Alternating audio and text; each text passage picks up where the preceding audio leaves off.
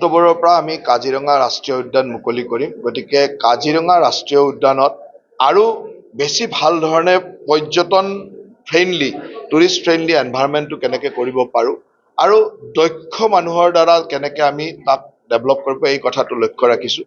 সেইকাৰণে কাজিৰঙা ৰাষ্ট্ৰীয় উদ্যানৰ লগত জড়িত যিসকল ব্যক্তি, টুৰিষ্ট গাইডেই হওক, জীপ চাফাৰী অনাৰেই হওক, হাতীৰ মাউতে হওক, এই সকলোকে আমি যোৱা কেইটা দিনত ট্ৰেইনিঙৰ ব্যৱস্থা কৰিছিলোঁ। আৰু ইতিমধ্যে 3টা বেটছ, 100জনীয়া 3টা বেটছৰ ট্ৰেইনিং হ'ল আৰু 3-4টা বেটছৰ ট্ৰেইনিং হ'ব।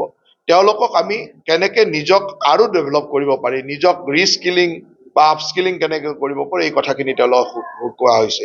তেওঁলোকৰ পাৰ্চনেলিটি ডেভেলপমেণ্ট, তেওঁলোকে কথা বতৰা, আনকি আৰ্মিৰ জোৱানে আহি তেওঁলোকক সুৰক্ষা, পৰ্যটকৰ সুৰক্ষা, তেওঁৰ নিজৰ সুৰক্ষা, জংঘললৈ গ'লে কেনেকৈ কি কৰিব, এই ধৰণৰ কথাবিলাকো শিকোৱা হৈছে।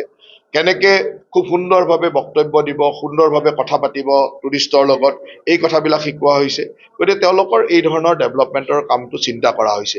আৰু মই ভাবোঁ যে ইয়ে কাজিৰঙাৰ পৰ্যটকসকলক এটা আকৰ্ষিত কৰিব পৰা টুৰিষ্ট ফ্ৰেণ্ডলি এনভাইৰনমেণ্ট কৰিব। আৰু ইয়াৰ লগত তেওঁলোকৰ দায়িত্ব কেনেকৈ কাজিৰঙাখনৰ প্ৰমোচনৰ কাৰণে কাম কৰিব লাগে, নতুন নতুন পৰ্যটক আহিলে তেওঁলোকক কেনেকৈ কথাবিলাক জনাব লাগে, ওচৰৰ পৰ্যটন ক্ষেত্ৰবিলাকৰ বিষয়ে জনোৱা, তালৈকে লৈ যোৱা, এই ধৰণৰ কথাবিলাকো আমি তেওঁলোকৰ লগত পাতিছোঁ। তাৰ লগে লগে এইবাৰ আপোনালোকক জনাবলৈ পাই সুখী যে অহা নৱেম্বৰ মাহত 26, 27 আৰু 28 তাৰিখে আমি কাজিৰঙাত ইণ্টাৰনেশ্যনেল টুৰিজিম মাৰ্ট কৰিবলৈ গৈ আছোঁ, য'ত অতি কমেও 300-400 বাহিৰৰ ৰাজ্যৰ বাহিৰৰ, দেশৰ বাহিৰৰ টুৰিজিম ছেক্টৰৰ ব্যক্তি আহিব, টুৰ অপাৰেটৰ, ট্ৰেভেল এজেণ্ট এনেকুৱা আহিব আৰু তেওঁলোকে 3 দিন ইয়াতে থাকি কাজিৰঙাৰ সকলো দিশ প্ৰমোচন কৰিব, ইয়াত বিভিন্ন আলোচনা কৰিব। আৰু যোৱা বছৰ আমাৰ প্ৰধানমন্ত্ৰী ডাঙৰীয়া অহাৰ পিছত কাজিৰঙা সম্পৰ্কে মানুহৰ উৎসুকতা বৃদ্ধি হৈছে। সেইকাৰণে ইয়াক কেনেকৈ আমাৰ ইনফ্ৰাষ্ট্ৰাকচাৰ কিমান আছে, কি ধৰণৰ আমাৰ টুৰিজিম ছেক্টৰবিলাকত সা সুবিধা আছে, আৰু ক'ত আহিলে কি চাব পাৰে, কি চোৱাৰ প্ৰয়োজন আছে, আৰু ওচৰে পাজৰে কি আছে, সকলোখিনি এই টুৰিজিম মাৰ্টত আমি দেখুৱাবলৈ চেষ্টা কৰিম। তেওঁলোকক ফেম টুৰ কৰি ইয়াৰ ওচৰৰ ঠাইবিলাক দেখুৱাবলৈ চেষ্টা কৰিম। মই ভাবোঁ যে ইয়ে কাজিৰঙাৰ পৰ্যটন ক্ষেত্ৰখনক এইবাৰ বহুত আগবঢ়াই লৈ যায়। চাওক, কাজিৰঙাৰ কথাটো এনেকুৱা যে কাজিৰঙাত আৰু এতিয়া মাছ টুৰিজিমটো সম্ভৱ নহ'ব, কাৰণ এতিয়ালৈকে কাজিৰঙাত যিমান মানুহ আহিছে, ইয়াতকৈ যদি আৰু 50,000 বা 1 লাখ মানুহ বাঢ়ি যায়, 50,000 মানুহলৈ হয়তো একমডেট কৰিব পাৰিম, কিন্তু 1-1.5 লাখ মানুহ যদি বাঢ়ি যায়, তেতিয়া ইয়াৰ যিটো বায়'ডাইভাৰ্চিটি, ইয়াৰ যিটো নেচাৰেল মানে প্ৰাকৃতিক ব্যৱস্থা, ভাৰসাম্যতা, ইয়াত ক'ৰবাত এফেক্ট হ'ব। সেইকাৰণে আমাৰ কথাটো হ'ল যে ইয়াত আমি quality tourism, high and tourism, অলপ যোনে ৰেভিনিউ দিব পাৰে, যোনে এই অঞ্চলৰ অৰ্থনীতিত সহায় কৰিব পাৰে, তেনেকুৱা ধৰণৰ টুৰিজিম ছেক্টৰ এটালৈকে আমি যাব লাগিব। আৰু তাৰ কাৰণে আমি নিজক দক্ষতা বৃদ্ধি, ইনফ্ৰাষ্ট্ৰাকচাৰৰ কোৱালিটি বৃদ্ধি, এই ধৰণৰ কামবিলাক আজি যদি চাই, আমি অসম পৰ্যটনৰ যিখিনি আমাৰ ইয়াত ইনফ্ৰাষ্ট্ৰাকচাৰ আছিলে, তাৰ সম্পূৰ্ণ হেৰিটেজ ৰাখি আমি তাক এটা 5 ষ্টাৰ ভেলুলৈকে লৈ গৈছোঁ। বনানী, বনশ্ৰী, কুঞ্জবন, প্ৰশান্তি, এইবিলাকক আমি ডেভেলপ কৰিছোঁ এনেকৈ যে তাৰ ঐতিহ্যটো বাদ দিব নোৱাৰে। সেই একেই কাঠৰ বাংলো, কাঠৰ ব্যৱস্থা, কিন্তু তাত ভিতৰত যাতে একেবাৰে 5 ষ্টাৰ ফেচিলিটি পাব পাৰে, তেনেকুৱা ধৰণৰ এটা ডেভেলপমেণ্টলৈ লৈ গৈছোঁ, যাতে সেই বাংলোবিলাকত সেই ধৰণৰ এক্সপেঞ্চ কৰিব পৰা, খৰচ কৰিব পৰা ধনী ব্যক্তিসকল আহি থাকিব পাৰে আৰু সেই সুবিধাবিলাক পায়। ইয়াত আমি এতিয়া নতুনকৈ ৰেষ্টুৰেণ্ট, বাৰ, স্পা, ছুইমিং পুল, এইবিলাক সংযোজন কৰিছোঁ। কিয় কৰিছোঁ? যাতে সেই লেভেলৰ টুৰিষ্টবিলাক ইয়ালৈ আহে।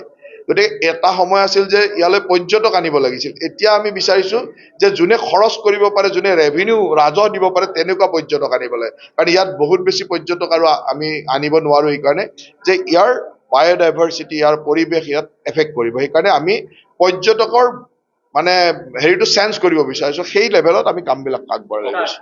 অক্টোবৰত মুকলি দিনাখন কোনোবা বিশিষ্ট অতিথি আহিব নেকি?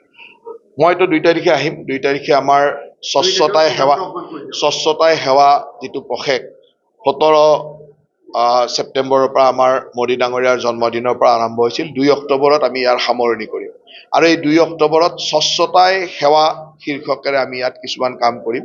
ইয়াত আমি প্ৰথম এটা লক্ষ্য লৈছোঁ যে আমাৰ যিবিলাক ঠাই সাধাৰণতে আমি পৰ্যটন ক্ষেত্ৰত, কাজিৰঙাৰ বিভিন্ন ঠাই এনেকুৱা আছে য'ত আমি সাধাৰণতে গাৰ্বেজ পেলাওঁ, ডাষ্টবিন হিচাপে ইউজ কৰোঁ, সেই জেগাবিলাক ডেভেলপ কৰি তাক কেনেকৈ একো একোটা চেল্ফি পইণ্টলৈ ডেভেলপ কৰিব পাৰি আমি তেনেকুৱা 3-4টা জেগা আইডেণ্টিফাই কৰিছোঁ যে তাত আগতে মানুহে গাৰ্বেজ পেলাইছিল জাবৰ জোথৰ পেলাইছিল সেইটোক আমি চাফ চিকুণ কৰি তাত কেনেকৈ এটা চেল্ফি পইণ্ট কৰিব পাৰোঁ তাত গৈ মানুহে ফটো উঠে স্বচ্ছতাটো আমাৰ প্ৰায়ৰিটি হয় সেই ধৰণৰ পৰিকল্পনাৰে 2 তাৰিখে আমি স্বচ্ছতা সেৱাৰ আমি সামৰণি উৎসৱটো কাজিৰঙাত পাতিম সামৰণি অনুষ্ঠান কাজিৰঙাত পাতিম আৰু মই তালৈকে আহিম 2 তাৰিখে মই ইয়াত থাকিম আৰু নৱেম্বৰ মাহততো কেন্দ্ৰীয় পৰ্যটন মন্ত্ৰীকে আদি কৰি মুখ্যমন্ত্ৰী সকলো ইয়ালৈ আহিব যাতে ইয়াৰ টুৰিজিম মাৰ্টখন খুব সুন্দৰভাৱে আমি কৰিব পাৰোঁ পঞ্চতৰকা হোটেলৰ বিষয়টো বৰ্তমান চাওক এতিয়া পঞ্চতৰকা হোটেলৰ কামটো চলিয়ে আছে আৰু হৈ যাব আমি বিচাৰো যে